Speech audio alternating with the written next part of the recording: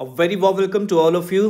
दोस्तों, जैसा कि हम लोग जानते हैं कि अभी तक हम लोग बहुत कुछ पढ़ चुके हैं और बहुत कुछ पढ़ने वाले हैं इंडियन पॉलिटी के बारे में, जो कि आपके आने वाले Jammu Kashmir police sub inspector exam के लिए काफ़ी ज़्यादा महत्वपूर्ण और इम्पॉर्टेंट होने वाले हैं। तो जैसे कि मैंने पहले ही बताया था कि अगर आप रिलीजियसली फॉलो करेंगे, जिस तरह की रोज़ मैं भी एक लेक्चर डाल रहा हूँ आप लोगों के लिए, अगर आप लोग रोज़ मेरी तरह रीडिंग करेंगे मेरे साथ बन करके, तो यकीन मानिए दोस्तों काफ़ी ज़्यादा इंप्रूवमेंट स्केल बढ़ने वाला है आप लोगों का इस एग्ज़ाम में। और पॉलिटी का हिट रेशियो जो है वो बहुत ज़्यादा रहेगा आप लोगों के लिए, ये मैं आपको दावा कर करके बोल रहा हूँ। ठीक है, जिसको भी PDF चाहिए इस वीडियो का, टेलीग्राम चैनल पर जाइए, आप लोगों के लिए वहाँ पर सेवा में खिदमत के लिए हाजिर हैं हम लोग। ठीक है, चलिए शुरू करते हैं आज का लेक्चर हमारा। तो और दोस्तों, आज हम लोग पढ़ेंगे about basic structure of doctrine. ठीक है, बेसिक स्ट्रक्चर डॉक्ट्रिन।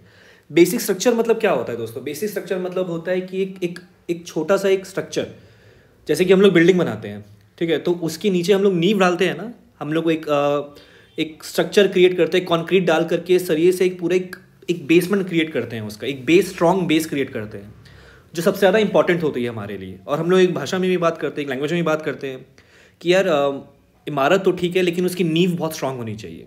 तो नींव मतलब क्या? उसका बेसिक स्ट्रक्चर जो है वो स्ट्रांग होना चाहिए काफ़ी। तो उसी चीज़ को सुप्रीम कोर्ट ने एक वर्ड देते हुए कुछ ऐसी चीज़ों को डिफाइन किया जिन्हें कहा गया कि ये काफ़ी ज़्यादा एक्सट्रीमली इंपॉर्टेंट है हमारे कॉन्स्टिट्यूशन को लेकर के। ठीक है, तो आज हम लोग वो पढ़ने वाले हैं पहले।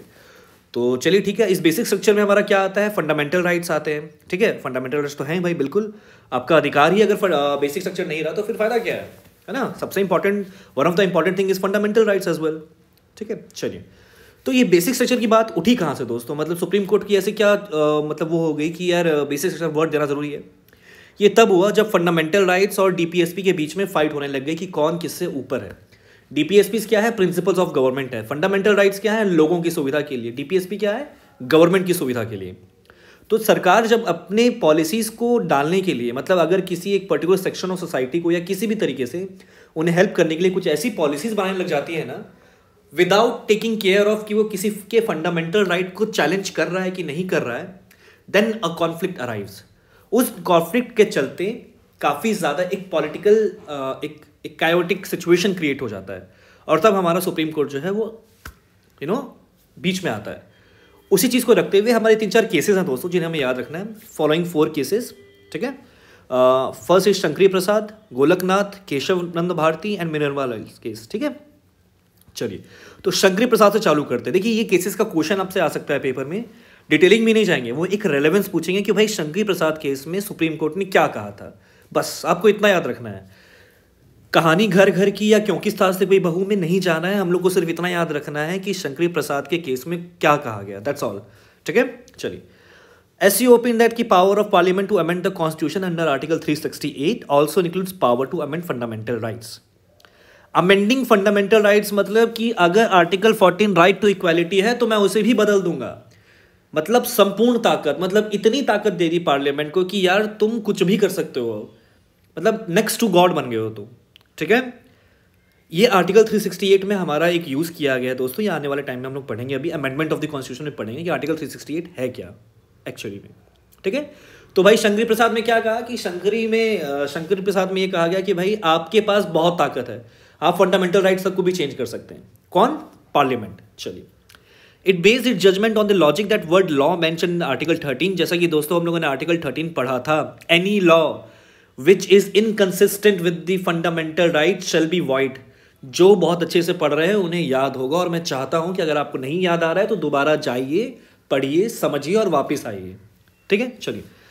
It based on judgment or logic that the word law mentioned in Article 13 includes only ordinary laws and not constitutional amendment acts। भाई गवर्नमेंट ने ये कह दिया, निकाल दिया कि मतलब सुप्रीम कोर्ट ने जजमेंट निकाला कि भाई आर्टिकल 13 में जो लॉ वर्ड मेंशन है ना, जहाँ पे कहा कि any law inconsistent with the fundamental right, वो लॉ जो है ऑर्डिनरी लॉज हैं, वो कॉन्स्टिट्यूशन अमेंडमेंट लॉज नहीं है। बहुत नॉर्मल से लॉज है, सिंपल से एक लॉज है जो कि बहुत आराम से बदल सकते हैं। ठीक है, ये जजमेंट सुप्रीम कोर्ट ने कहा, मतलब कि कंफ्यूजन क्रिएट हो गया है। एक तरीके से, एक तरफ से आप ये कह रहे हैं कि भाई आप हर फंडामेंटल राइट को अमेंड कर सकते हैं, दूसरी तरफ आप लॉज एंड फंडामेंटल राइट्स में कंफ्यूजन कर रहे हैं, है ना। आर्टिकल जो है एक तरीके से लॉज ही है ना यार। Fundamental rights are what? They are the different version of laws. एक रूल है, एक लॉ है, उसी रूल्स के कुछ जो पॉस्टुलेट्स हैं वो फंडामेंटल राइट्स है। तो खुद ही सुप्रीम कोर्ट इसमें कंफ्यूज करने के लिए तत्पर हो गई थी, मतलब मजबूर हो गई थी।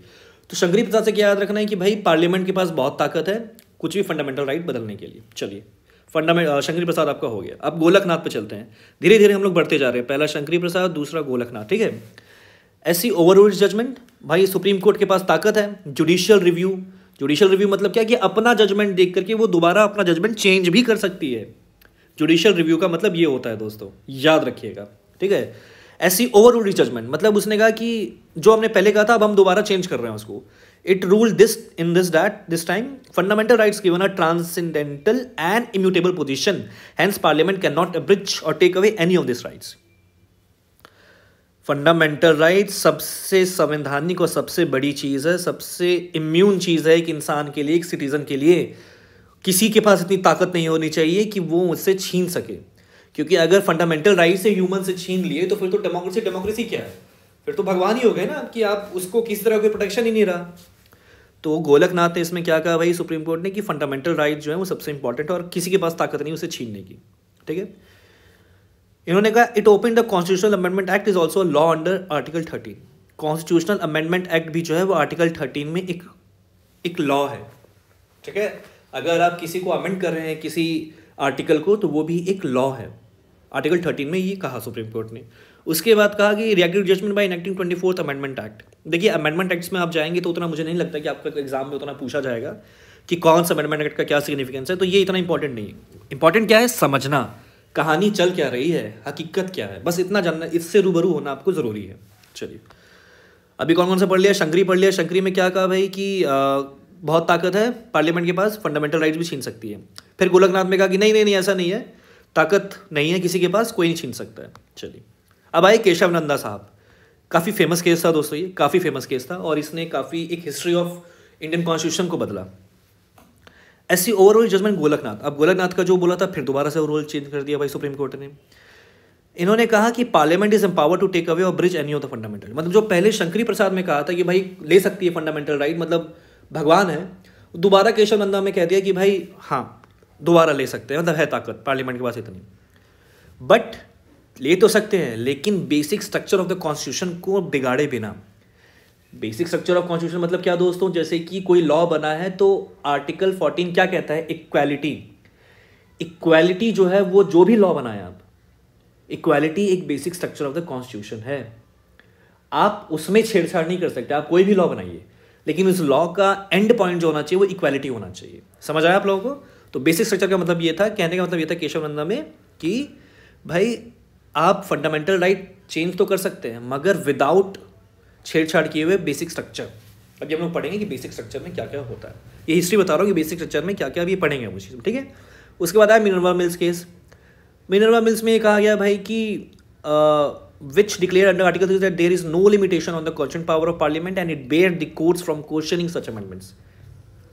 मतलब गवर्नमेंट कुछ भी कर रही है, आर्टिकल 368 लगा करके कोई भी लॉ बदल रही है, कोई भी फंडामेंटल राइट बदल रही है और सुप्रीम कोर्ट के पास कोई ताकत नहीं है कि वो क्वेश्चन कर सके पार्लियामेंट से। भाई ये गलत है, ऐसे तो फिर तो पार्लियामेंट पता नहीं क्या क्या कर दे, है ना, अपने पर्सनल मोटिव्स के लिए। क्योंकि पार्लियामेंट किससे बना है, हमारे नेताओं से बना है। नेता कहाँ से, एक पॉलिटिकल बैंक से, एक वोट बैंक से आए हैं।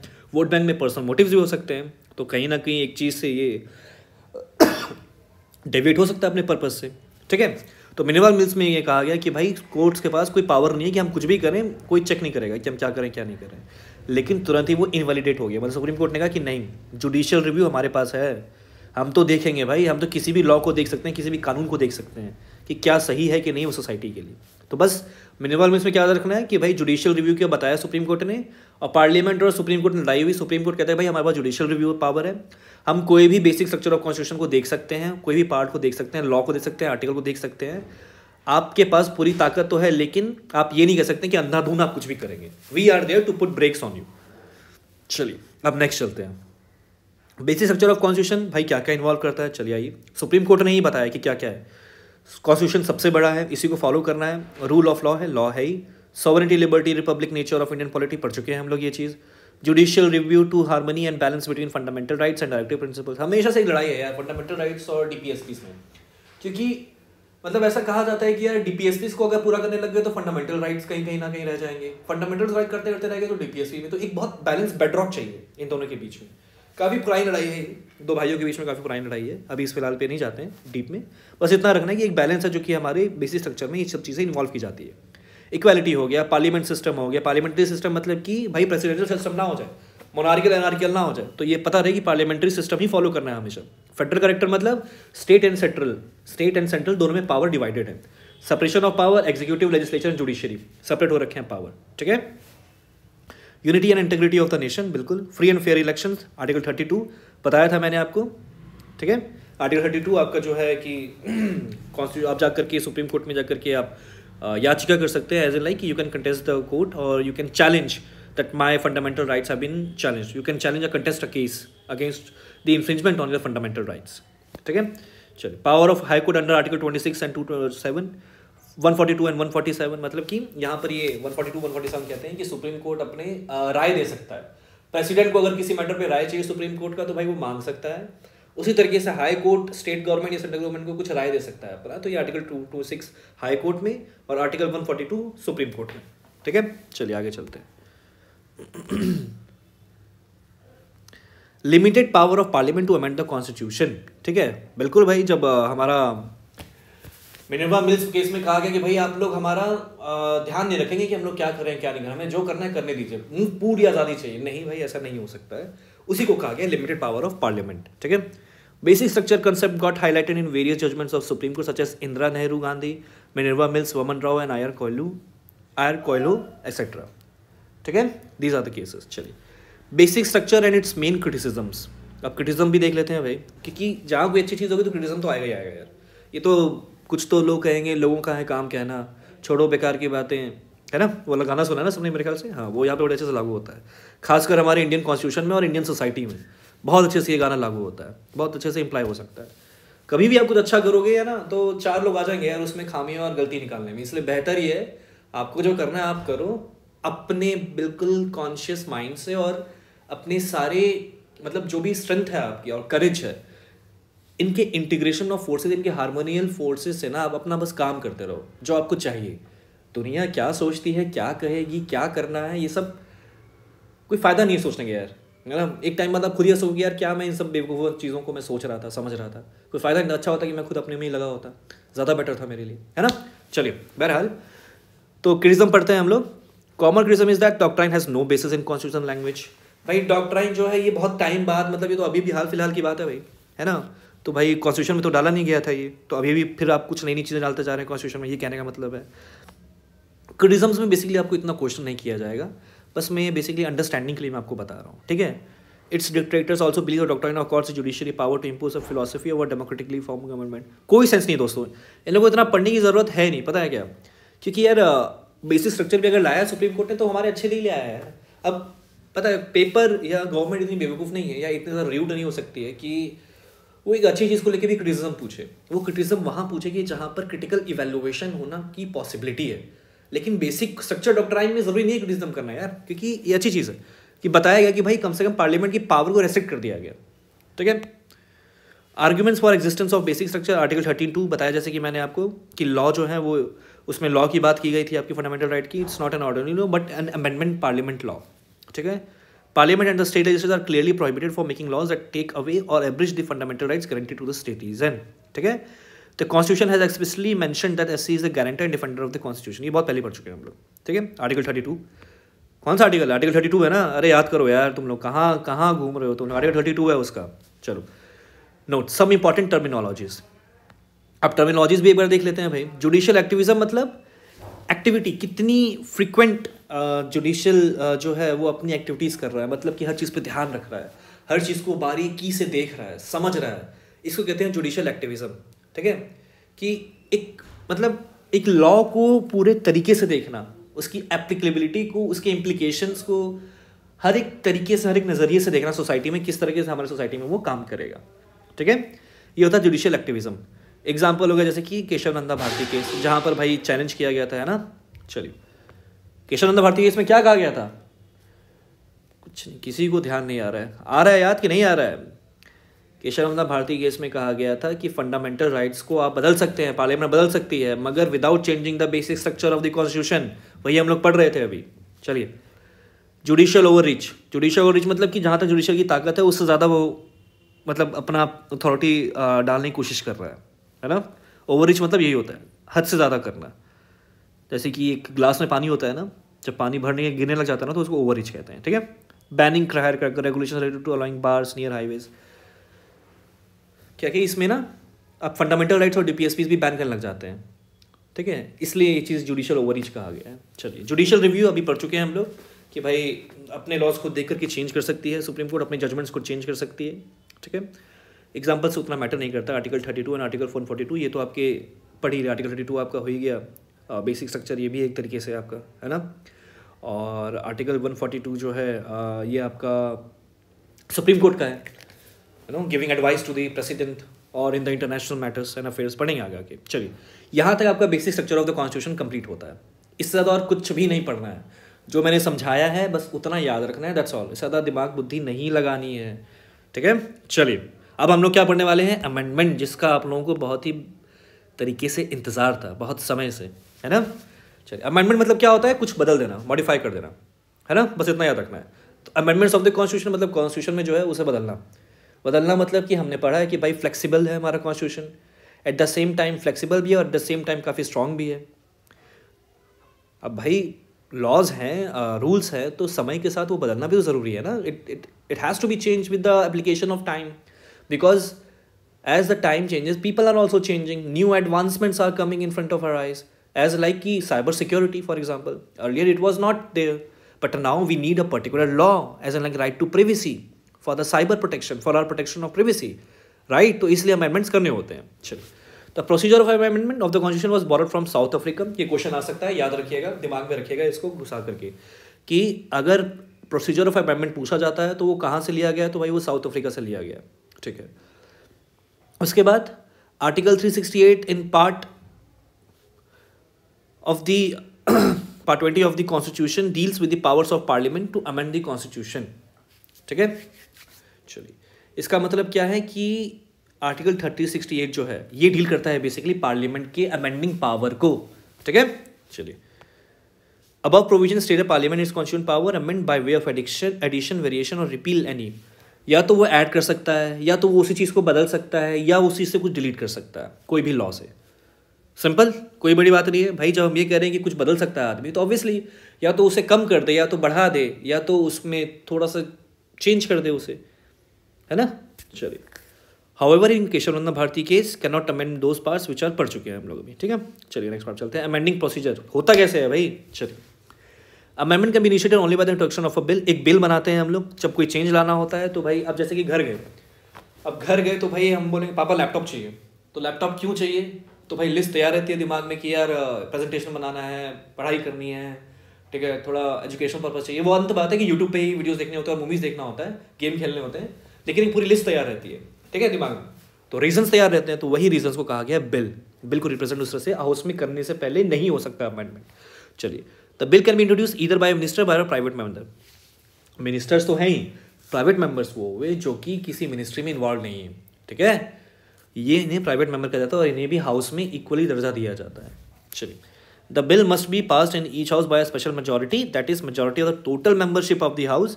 टोटल मेंबरशिप मतलब कि जैसे कि अगर 589 सीट्स हैं टोटल 579 सीट्स हैं, ठीक है, दैट इज मेजॉरिटी मतलब कि भाई 50% से ज़्यादा हुआ। मेजॉरिटी तभी होगी ना जब 50% से ज़्यादा होगा, ठीक है।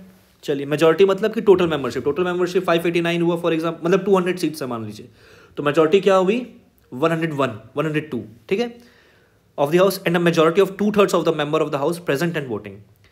और 2/3 ऑफ द मेंबर्स, मतलब जैसे कि 200 सीट्स हैं, ठीक है, अब 200 टोटल सीट्स है, उस दिन आए कितने आए वो अलग चीज़ में बात कर रहा हूँ। 200 सीट्स है तो भाई कितना हुआ 101 मेजॉरिटी कहलाया, ठीक है। अब उसके बाद कहा जाएगा 2/3 of the members of house present and voting. अब मानिए कि उस दिन सिर्फ 100 लोग आए हैं, ठीक है, 100 लोग आए, मतलब 200 में सिर्फ 100 लोग आए, तो पहले तो 101 हो गया, half of the majority of the total membership, ठीक है। समझा देता हूँ मैं यहाँ पे आपको, जैसे कि 200 है टोटल, ठीक है, सीट्स हैं। इसका माफ़ कीजिएगा, आज मेरी पेंसिल जो है वो काम नहीं कर रही है एप्पल की, ठीक है, तो इसलिए मैं यहाँ से हाथ समझा रहा हूँ।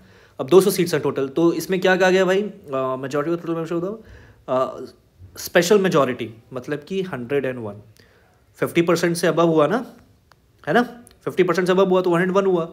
अब उसमें कहा गया कि majority of 2/3 of the members. अब मान लीजिए कि 100 लोग ही आए उस दिन, इसी दिन 100 लोग आए, इसने 2/3 का, तो 2/3 इंटू 100, ठीक है। तो इतने में से जो लोग होंगे आपके, वो ये लोग, ये number of members and 101 plus इन लोगों की अगर हामी हो गई, मेजॉरिटी आ गई, तो बिल पास हो जाएगा। समझ आया? बहुत आसान था समझना, वर्ड टू जाएंगे समझ आ जाएगा। Each house must pass the bill separately, जैसे कि लोकसभा एंड राज्यसभा अपने अपने होने चाहिए। अगर डिसएग्रीमेंट हुआ, मतलब कि राज्यसभा करी नहीं भाई हम नहीं मान रहे, तो भाई जॉइंट सिटिंग नहीं होगी, बिल कैंसिल हो जाएगा, समाप्त हो जाएगा, ठीक है। चलिए, ये नहीं है कि दोबारा डिस्कस करेंगे साथ में बैठ करके, नहीं, जॉइंट सिटिंग नहीं है। अगर कॉन्स्टिट्यूशनल अमेंडमेंट बिल में ये हुआ कि भाई, ऑर्डिनरी बिल में अगर ये हुआ कि मतलब किसी भी, मतलब एक, जैसे कि बेसिकली कहा क्या है यहाँ पर, क्या गया है कि if there is any disagreement, there is no provision for joint sitting of the houses. If the bill seeks to amend the provision of the constitution, it must be ratified by the legislature of half of the states by a simple majority. अब जो state से चुने हुए वहाँ पर MPs आए हैं या जो मेंबर्स हैं ऑफ द हाउस, अब हमें किसी कॉन्स्टिट्यूशनल अमेंडमेंट को करना है किसी बिल को लेकर कि जो कि किसी एक स्टेट को फर्क कर सकता है, ठीक है। तो वहाँ पर क्या है कि भाई half of the ratifications of the states, तो स्टेट्स के जितने लेजिस्लेचर हैं जो इन स्टेट्स को इम्पैक्ट हो रहा है, उनका हाफ, उनसे आपको रेटिफिकेशन चाहिए, मतलब कि उनकी हामी चाहिए कि भाई हमें कोई दिक्कत नहीं है। सिंपल मेजॉरिटी मतलब यही कि ठीक है, मतलब 10 हैं तो उसमें से अगर 4 नहीं बोल दिया तो काफ़ी है, ठीक है। चलिए, after passage of the bill by both the house it is presented to the president. जब भी कोई बिल पास हो जाएगा तो उसके बाद उसको प्रेसिडेंट के पास भेजना पड़ेगा। प्रेसिडेंट ही अप्रूवल देते हैं, मतलब सबके बाप जो है यहाँ पे वो प्रेसिडेंट है, उनका ठप्पा लगेगा तभी जाकर के एक बिल लॉ बनेगा, याद रखिएगा। कौन बिल को लॉ कौन बनाता है? President. Must give his assent to the bill, he can neither withhold, मतलब ना तो वो बिल अपने पास रोक सकते हैं ना वो रिटर्न कर सकते हैं। एक पॉकेट विटो पावर होती है, मतलब कि पॉकेट में रख लिया है बिल को कि छोड़ो अभी मैं कुछ रिप्लाई नहीं दे रहा हूँ इस पर, नहीं, he has to give his assent, ठीक है। अगर पार्लियामेंट को दोबारा भेजा उन्होंने, मतलब कि अगर मान लीजिए पार्लियामेंट ने भेजा उन्हें, ठीक है, एक्सेप्टेंस के, उन्होंने कहा नहीं भाई कुछ चीज़ें चेंज कर लो ऑर्डनरी बिल में, तो पार्लियामेंट को वापस गया, पार्लियामेंट ने दोबारा विदाउट चेंज करके वापस भेज दिया ना वैसा ही बिल, तो इस बार प्रेसिडेंट को देना पड़ेगा अपना अप्रूवल। बस इतना याद रखना है आपको, ठीक है। Ways of amending the constitution bye simple majority. अब सिंपल में कुछ चीज़ें स्पेशल मेजॉरिटी से होती है, कुछ चीज़ें सिंपल मेजॉरिटी से होती है। सिंपल मेजॉरिटी से क्या होती है? A number of provisions in the constitution can be amended simple majority of 2 houses outside the scope of 368, ठीक है। यहाँ पर आर्टिकल 368 का कोई यूज़ नहीं है, स्पेशल मेजॉरिटी में है, वो दूसरी चीज़ है कॉन्स्टिट्यूशनल अमेंडमेंट बिल। यहाँ पर जो सिंपल मेजॉरिटी, यहाँ पर आर्टिकल 368 लगाने की ज़रूरत नहीं है, सिंपल ऐसे ही आप एक बिल को पास कर सकते हैं, ठीक है। जैसे कि लेजिस्लेटिव काउंसिल्स, मतलब स्टेट लेजिस्लेचर्स, है ना, स्टेट लेजिस्लेटिव काउंसिल, मतलब कि जैसे कि हमारा राज्यसभा है, तो स्टेट में भी कहीं कहीं पर ऐसे बाई कैमरल लेजिस्लेचर बोला जाता है ना, बाई कैमरल लेजिस्लेचर, जहाँ पर आपका होता है विधान परिषद और विधानसभा, विधान परिषद, ठीक है। Second schedule related provisions, quorum in parliament, मतलब कि मिनिमम अटेंडेंस होनी चाहिए, सैलरीज होनी चाहिए पार्लियामेंटेरियंस की, रूल्स एंड प्रोसीजर्स जो हैं, use of English language, number of use in जजेस, ये सब चीज़ें आपको याद रखनी है, बस समझ के रखना है, इतना था, इसमें दिमाग लगाने की ज़रूरत नहीं है, ठीक है। चलिए नेक्स्ट चलते हैं। अब क्या है आखिरी में? बाय स्पेशल मेजॉरिटी, मैंने आपको बताया इसमें एक constitution need to be amended by special majority is applied at every stage of the reading of the bill. जितना जितना हम लोग बिल बनाते हैं 3 स्टेजेस में, 4 स्टेजेस में जो होता है, जो एक डिस्कशन लेवल्स होता है, हर जगह एक स्पेशल मेजॉरिटी की जाती है।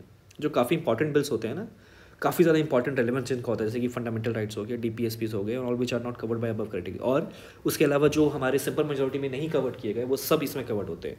और यहाँ पर बहुत स्पेशल मेजॉरिटी लगाती है, और मैं बता चुका हूँ स्पेशल मेजॉरिटी क्या है।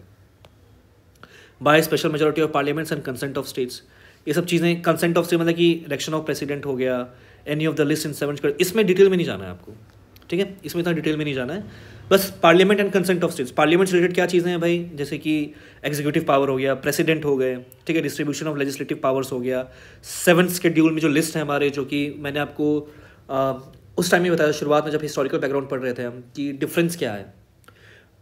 एक हमारा है state list, centre list, concurrent list, वैसे ही 7 शेड्यूल में हमारे ये तीनों लिस्ट डिवाइडेड है, प्रेजेंट है, ठीक है। Any of the list in 7 schedule, ठीक है। Representation of states in parliament, तो ये सब पार्लियामेंट की बात करते हैं, तो बहुत ज़्यादा इसमें महत्व करने का, दिमाग लगाने की जरूरत नहीं। तो types of majority, simple majority, a bill is said to be passed if more than 50% of members present and voting passed it. Absolute majority, bill is said to be passed if more than 50% total strength of the house, ठीक है, मतलब simple majority आपका हो गया। अब देखिए, आप बहुत लोग आपसे सोच रहे हो कि भाई स्पेशल, ठीक है, एंड सिंपल, फ़र्क क्या है इसमें? स्पेशल में देखिए दोस्तों 2/3 भी आ जाता है प्रेजेंट एंड वोटिंग, जो वहाँ पर मौजूद भी है ना, जैसे 100 लोगों को मैंने बताया था कि उन 51 लोगों का भी चाहिए, ठीक है, वो सिंपल में नहीं है मौजूद। यहाँ पर सिर्फ टोटल 50%, ठीक है, सिर्फ 50% चाहिए हमें, मतलब 51%, दैट्स ऑल। 51% लोगों ने अगर कह दिया बिल पास हो रहा है तो बिल पास हो जाएगा। 2/3 की ज़रूरत नहीं है यहाँ पर। तो ये फ़र्क है सिंपल और स्पेशल मेजॉरिटी में, ठीक है। ये देखिए, pass if more than 50% of the members present and voting, मतलब कि 51% वहाँ पर जो मौजूद हैं, जो प्रेजेंट हैं, बस जो प्रेजेंट है वहाँ पर सिर्फ उनका 51% चाहिए। 2/3 का कोई सिस्टम नहीं है यहाँ पर। यहाँ पर क्या है स्पेशल में, 2/3 तो चाहिए जो प्रेजेंट वोटिंग है, उसके अलावा 51% जो है मेजॉरिटी है, वो आपका टोटल स्ट्रेंथ है ना, ये चीज़ टोटल स्ट्रेंथ आपकी इसमें नहीं है। सिंपल माइंड टोटल स्ट्रेंथ नहीं है, ये याद रखिएगा बस। चलिए, ये चीज़ यहाँ पे कही गई है स्पेशल मेजॉरिटी में, ठीक है। चलिए, आर्टिकल 249 368 बताया ही मैंने कि 50% of total strength of the house पढ़ चुके हैं अभी हम, ठीक है। Effective majority, a bill is set to be pass if it is supported by 50% of the strength, बस बता ही दिया मैंने कि अगर मेजॉरिटी मिल गई है तो भाई पास ही हो जाएगा बिल, है ना। चलिए, तो दोस्तों उम्मीद करता हूँ, आशा करता हूँ कि आपको ये चीज़ें समझ आई होगी, क्योंकि मैं मेहनत कर रहा हूँ तो मैं चाहता हूँ कि मेरी मेहनत रंग लाए और कल होकर के आप लोग कुछ बने, तो आप लोगों को ये याद रहे कि कोई था आप लोगों के साथ इस जर्नी में जिसने अपना थोड़ा सा पसीना तो डाला था, ठीक है। तो मैं चाहता हूँ कि आप लोग हर एक एफर्ट को अप्रिशिएट करें और मतलब बहुत अच्छे से पढ़ाई करें यार। पढ़ना बहुत ज़रूरी है, पढ़ना बहुत ज़रूरी है, पढ़ते रहिए जितना पढ़ सकते हैं और एक दिन कामयाब बनिए। विंग से उड़ान हमेशा आपके साथ है, हमेशा आपके साथ रहेगा और हमेशा आपके साथ है भी अभी भी, ठीक है। चलिए, मिलते हैं दोबारा। शब खैर।